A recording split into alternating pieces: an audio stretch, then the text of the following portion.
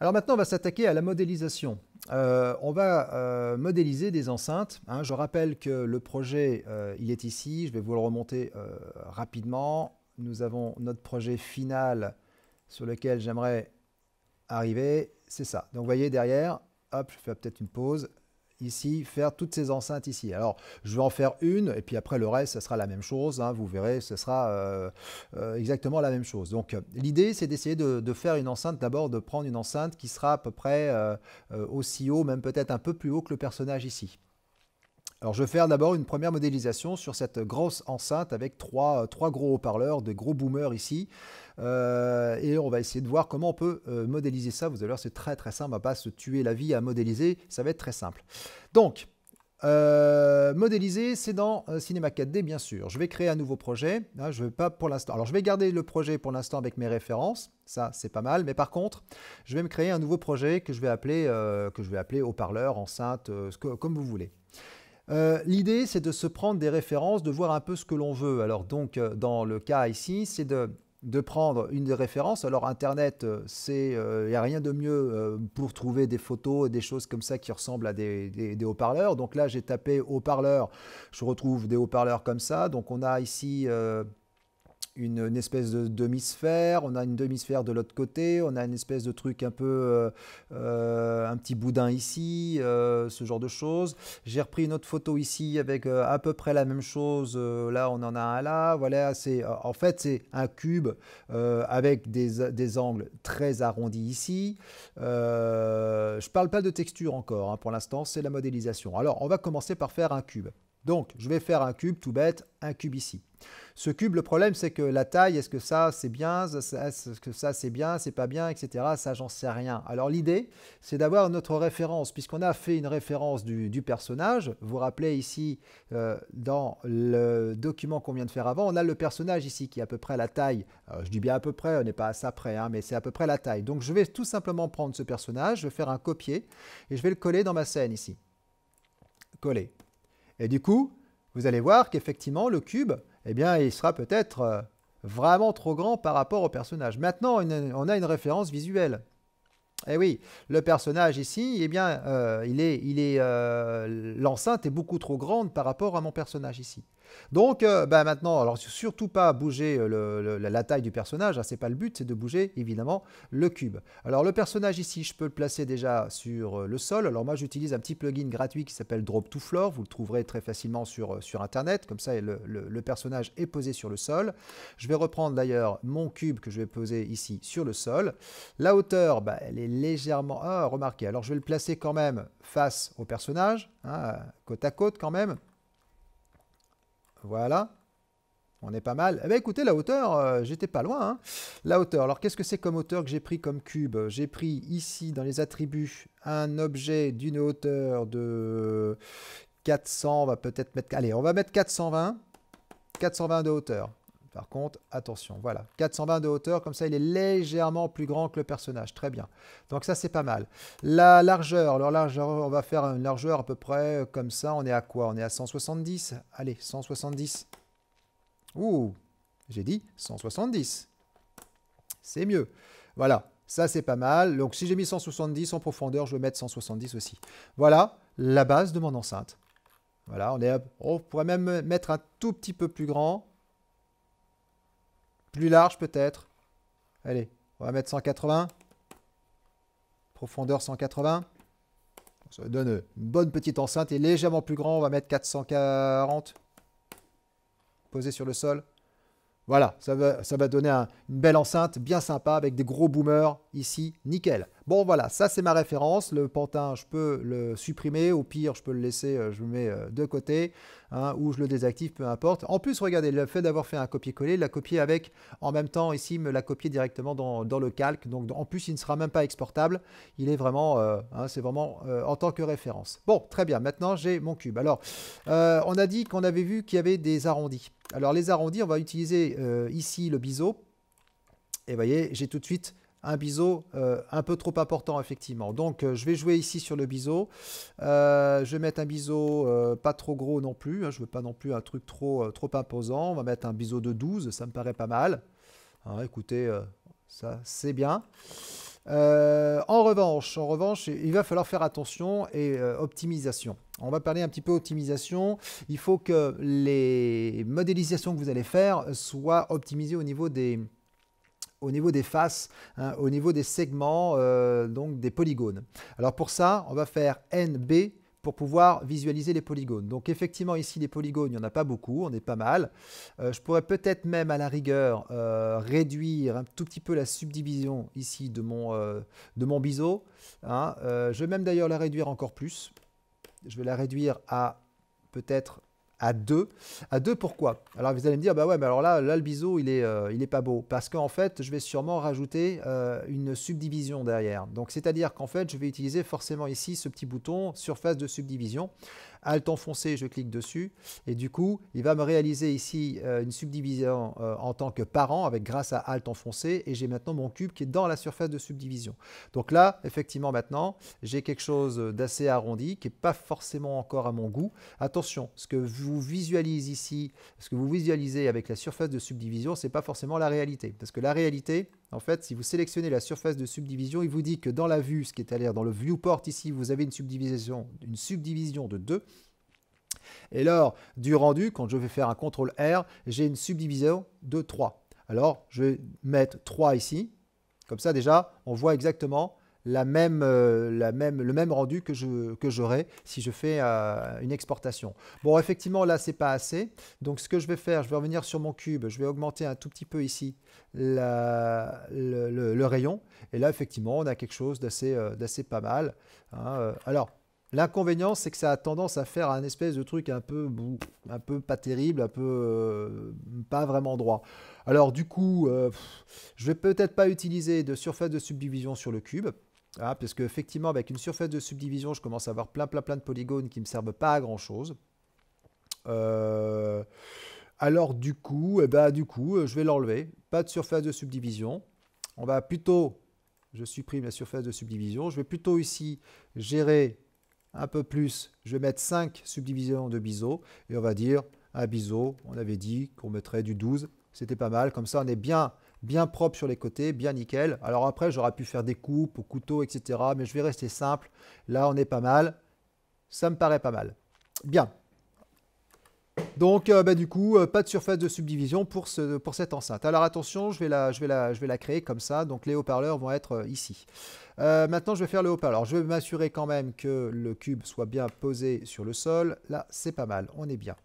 Pas la peine de le rendre en éditable, en tout cas pour l'instant. Tant que je n'ai pas besoin de le mettre en éditable, je ne me prive pas, je le garde en mode ici paramétrique.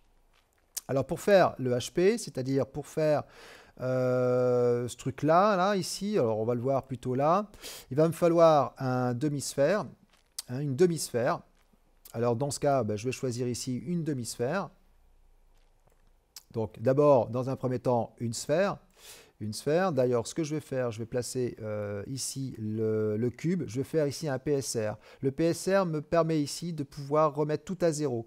Les coordonnées X, Y, Z, la référence, tout à zéro. Comme ça, en fait, j'ai replacé mon cube pile poil au centre du monde. Et lorsque je ferai à chaque fois des nouveaux objets, tels que la sphère, eh bien, elle se fera aussi pile poil au centre du monde ici.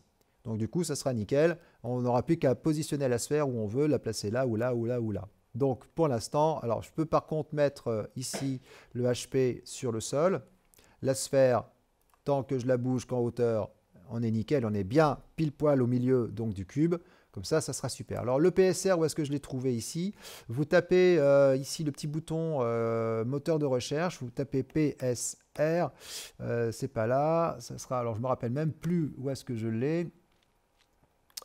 C'est réinitialiser la position. Alors peut-être réinitialiser, réinitialiser P, voilà, c'est ça, c'est réinitialiser P et R. Voilà, c'est ça, c'est ce petit bouton-là hein, qui est dans les menus quelque part. Je ne me rappelle plus par cœur où il est et je me le suis mis ici en tant que raccourci. Comme ça, voilà, au moins je l'ai.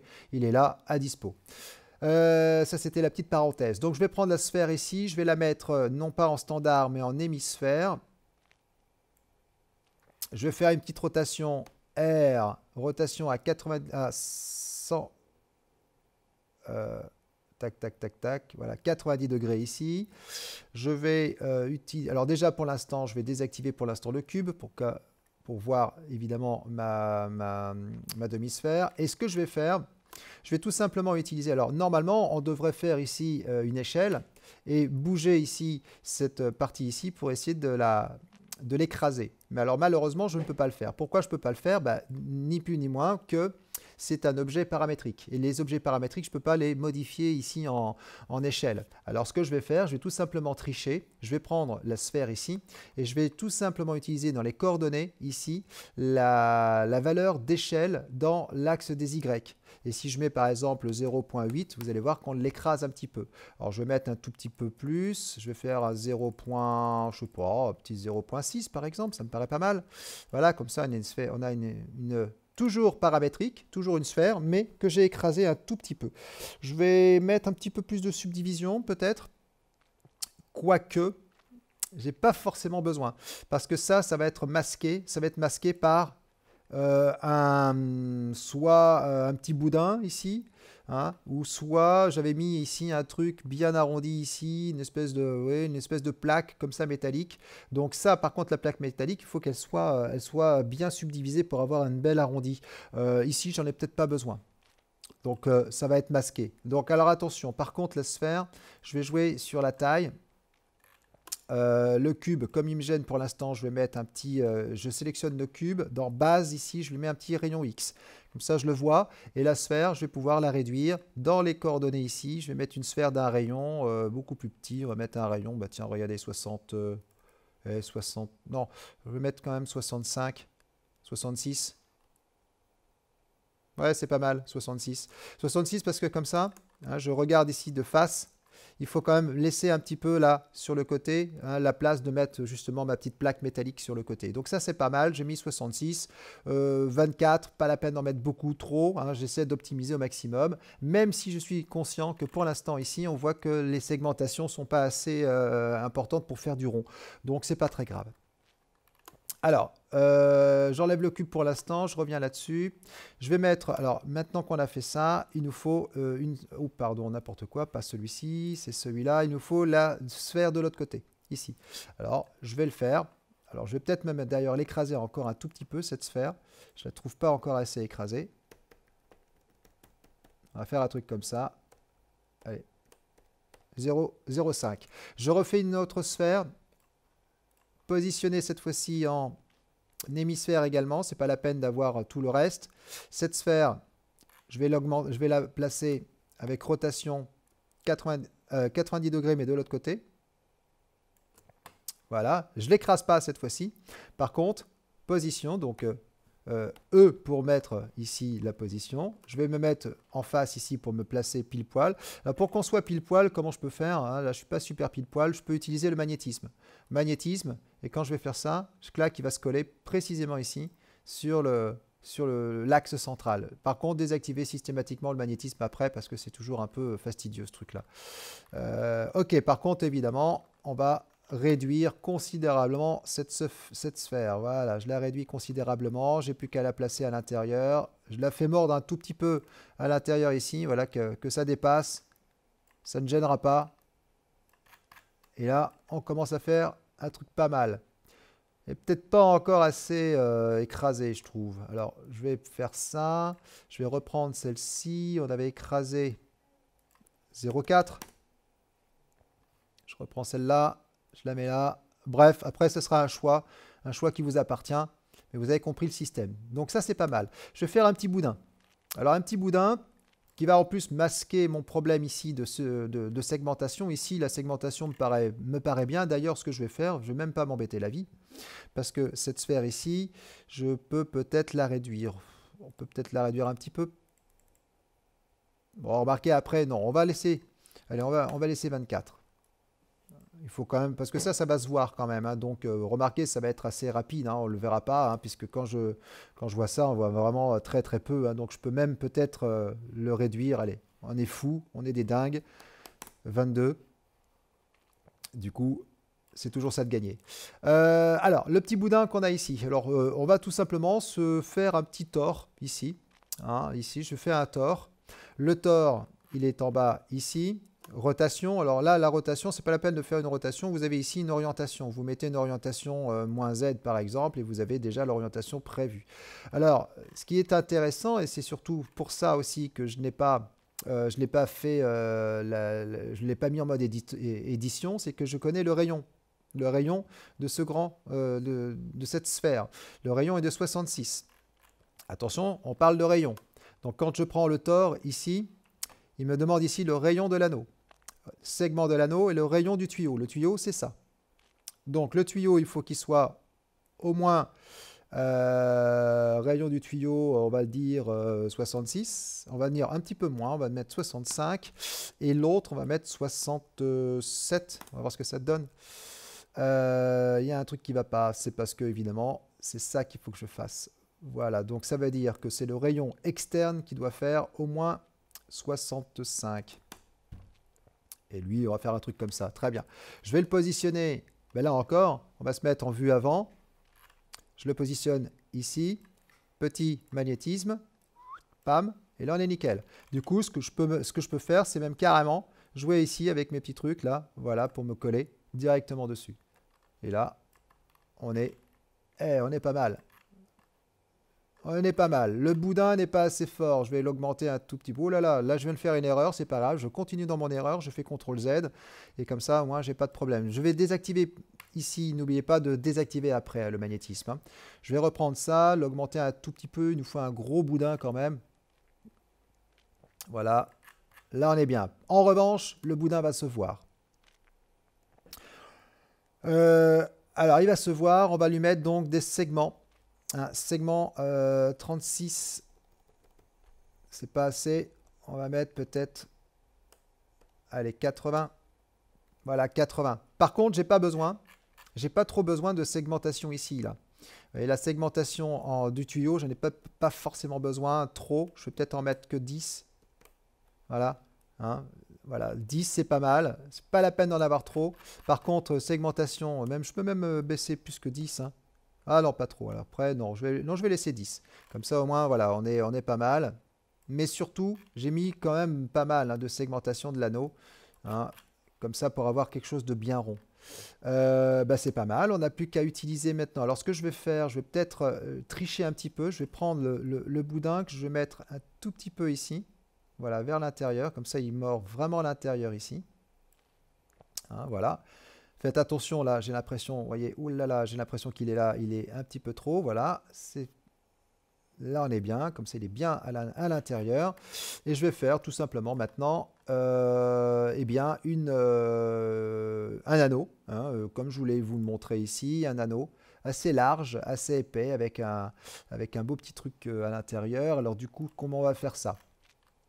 Très simple, on va utiliser des splines. Alors je vais mettre en mode vue avant. Et je vais utiliser des splines. Ici, je vais créer ici une première spline. Alors, ce que l'on peut faire, c'est... ouais, on va faire un cercle. Ce cercle, je vais l'utiliser en tant qu'anneau. Comme ça, du coup, j'ai deux fois ici le cercle. Et puis, je vais pouvoir, bah, là encore, hein, on est ici. Un petit magnétisme, je le place pile poil au milieu. Et puis, j'y vais. Le cercle interne, il va être plus petit. Et le cercle externe, comme ceci. Voilà, j'abuse. Hein, je suis... hop, ça, c'est pas mal. On est bien là. Par contre, le cercle externe n'est pas bien. Je vais le mettre vraiment... alors, ce qu'on peut faire, ouais, je vais le mettre un petit peu plus, rayon, voilà, ça c'est pas mal. Alors, je vais faire peut-être, ou alors, ouais, on va garder ça, je vais mettre 66,8. Ouais, comme ça, il colle un petit peu. Par contre, on va le décaler. Ah, j'enlève par contre le magnétisme. Bon, on verra de toute manière, ça c'est pas grave. Je vais d'abord mettre l'extrusion. Alors pour mettre l'extrusion, je sélectionne mon cercle, J'utilise ici une extrusion toute bête avec Alt enfoncé, comme ça il sera mis en parent directement. Et l'extrusion ici, j'ai plus qu'à lui mettre un mouvement ici beaucoup plus léger, parce que là c'est plus du tout une petite plaque. On va mettre un petit mouvement dans l'axe ici, je vais dire 3 cm, ça me paraît pas mal, 3 cm. Peut-être un peu gros, oh non c'est pas mal, 3 cm c'est pas mal, mais surtout, ce que je vais mettre c'est des couvercles avec des biseaux. Couvercle et biseaux. Alors, ce qui m'intéresse, c'est le couvercle extérieur. Hein, là, ici, je n'ai pas besoin de couvercle. Donc, je l'enlève tout de suite. Pas de couvercle. Il n'y a pas besoin. C'est toujours ça de gagner au niveau des segmentations, hein, au niveau du poids. En revanche, le couvercle et biseau de cette partie. Alors, du coup, je vais mettre plusieurs étapes, au moins 2 étapes, et je vais réduire évidemment le biseau. Il faut toujours mettre un petit biseau, comme ça, la lumière ici va accrocher. Je peux peut-être mettre 3 étapes. Ça, on s'en fiche parce que de toute manière, ça va rentrer dans l'enceinte. Donc, ça sera placé, collé contre l'enceinte. Par contre, ça ne me plaît pas trop au niveau de mon cercle. Je veux ici mettre un cercle un petit peu plus grand. Et là, un petit peu plus grand comme ça. Ouais, on va faire un truc. On va faire comme ça. Ouais, je vais faire quelque chose comme ça. Allez, on va mettre 70. Je vais mettre 75 pour avoir un truc assez gros. Par contre, il va falloir que je remplisse cette zone-là. Alors déjà, je vais modifier ici mon extrusion pour qu'elle soit vers l'intérieur un petit peu plus. Voilà. Oh, quoique, non, on peut le mettre vers l'extérieur d'ailleurs, comme ça. Comme ça, le boudin sera à l'intérieur. Voilà, le boudin sera vraiment à l'intérieur. Et maintenant, pour pouvoir faire ici cette zone, voilà comment je vais faire. Je vais. Plusieurs solutions. Soit je décide de prendre la demi-sphère ici, la rendre éditable, chose que je pense que c'est ce que je vais faire. Je vais la mettre éditable. Alors pour la mettre éditable, alors si je teste des choses, peut-être que ça vaudrait le coup de la conserver. Donc pour la conserver, je vais faire un contrôle et je vais glisser vers le bas pour la conserver ici, puis je la désactive. Ça c'est ma sauvegarde, ma save de la membrane.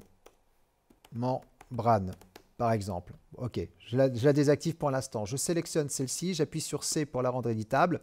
Je vais utiliser d'abord dans un premier temps un petit solo. Alors moi j'aime bien utiliser Magic Solo, qui est ce petit bouton ici, qui est de chez Nitroman.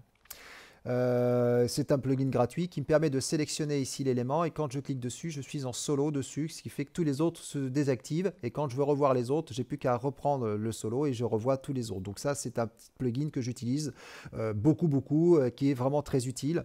Hein, sinon, vous désactivez tout le monde, sauf évidemment votre sphère. Alors moi, après, pour le réactiver, c'est chiant, il faut tout remettre. Donc moi, je prends ma sphère, solo, et je vais faire UL en mode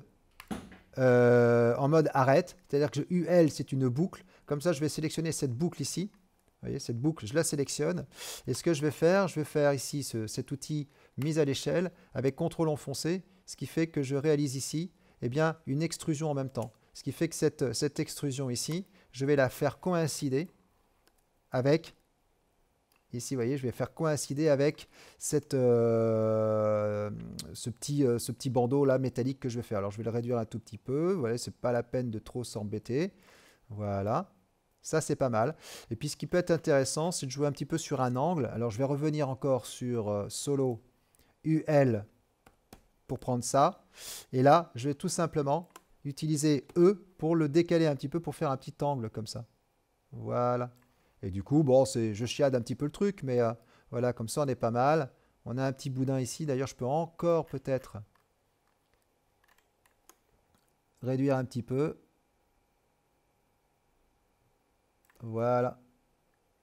Ouais, on est pas mal. Comme ça, on a notre boudin, on a notre truc, et ça me paraît pas mal. Voilà, déjà, une première chose.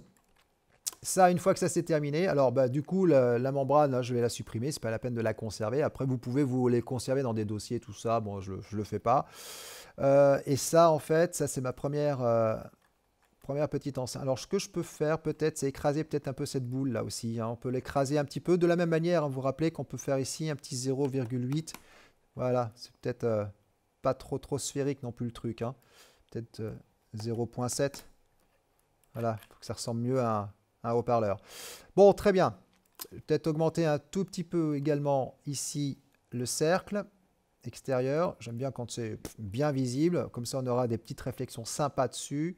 Ça va être bien. OK, donc ça me paraît bien. Je vais faire un groupe de l'ensemble. Je vais sélectionner tout ça, tout ce que j'ai besoin. Je vais faire Alt-G. Je vais le renommer ici HP, par exemple, membrane. Membrane. OK. Je fais activer ici le cube. Voilà. Et maintenant, cette membrane-là, eh bien, je vais tout simplement la placer ici. Alors, vous voyez que j'ai peut-être un peu abusé sur la taille. C'est pas grave. On prend ici la membrane totale. Je vais faire directement ici une petite mise à l'échelle. Je vais la réduire un tout petit peu comme ça. Voilà. Du coup, je vais pouvoir en mettre une ici. Et alors, ce qui peut être pas mal, c'est de faire maintenant une deuxième et une troisième. Alors, le problème, c'est que du coup, si je fais une duplication bête et méchante, en plus, ça, je vais peut-être le dupliquer ailleurs, sur d'autres enceintes. Et puis après, on va me dire, tu sais, je sais pas mal ce que tu as fait, mais bon, du coup, le boudin, on le voit pas trop, il aurait fallu que tu me mettes plus gros, etc. Puis ça, je trouve que c'est trop écrasé. Alors du coup, la modification, si vous avez fait des duplications, il faudra modifier à chaque fois. Donc, plutôt que de modifier tout ça, un par un, je vais tout simplement créer des instances. Alors pour ça, c'est tout simple. Je vais utiliser ici l'élément d'origine et je crée une instance avec ce petit bouton ici, mot graphe. Et je crée... non, je ne vais pas faire une instance comme ça. Je vais la faire ici avec instance ici.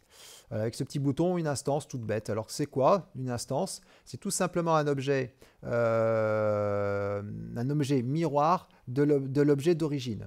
Alors c'est pas mal, seulement pour que vous puissiez en plus maîtriser un petit peu les poids et surtout les subdivisions, je vous conseille de rendre l'instance ici avec ce petit bouton. Et dans ce cas-là, ça va devenir non pas une copie bête et méchante, mais simplement qu'un miroir. Donc ça va jouer le rôle finalement de réduire un petit peu le nombre de polygones. Même s'il a quand même l'obligation de faire afficher tous les polygones ici, eh bien, il va considérer que cet objet est exactement le même que celui-ci. Donc, si vous modifiez celui-là, celui-ci sera modifié. Mais en plus, il va décider que tous les polygones ici sont les mêmes que ceux-là. Donc, il va réduire considérablement le poids. J'en fais un ici. Une autre instance, là, une duplication, toute bête. Voilà. Je vais le mettre un petit peu là.